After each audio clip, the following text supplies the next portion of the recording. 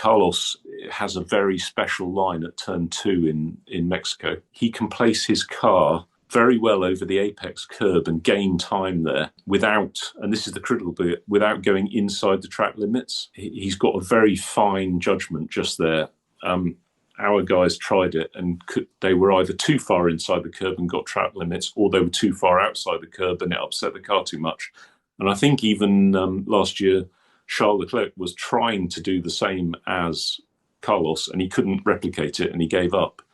So it'd be interesting to see if Carlos is still able to use that trick at that corner again. Yeah.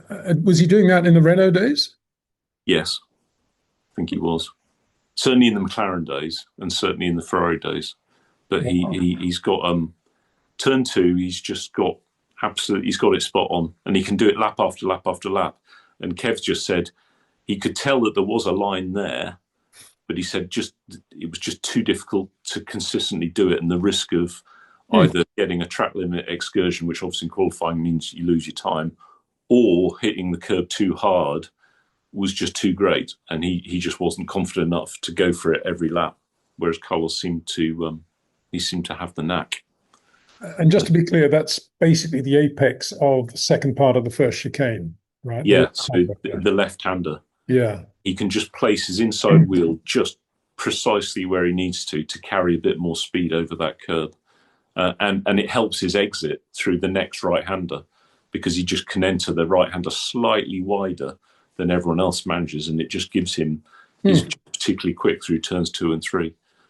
So it'd be interesting to see if he can still do that. Well, I guess he won't be thanking Mark Slade for revealing all his secrets now, but we'll put him out there. I think everyone can see it. If you look at all the onboards, you can see it. Yeah, I mean, it's only relatively recently that the general public have had access to all the onboards. Yeah. So I mean, that's the drivers have always had that for quite a long time, and we could see it, and we could show our drivers it. And as I said, Kev just looked at him. Well, I actually can't do that. I'm just good on him. Yeah. I guess the other factor is whether or not they're going to change the curbs at all, or they have changed the curbs at all over the last 12 months, which they tend to do without telling anybody. Well, they tell some people, but not us. Well, and sometimes you'll used to get it in the pre-race notes from the race director's race notes, and then you find out what they'd done wasn't actually what it said in the notes as well. I'd say that was more often to do with the resurfacing than it was with the curbs, to be fair.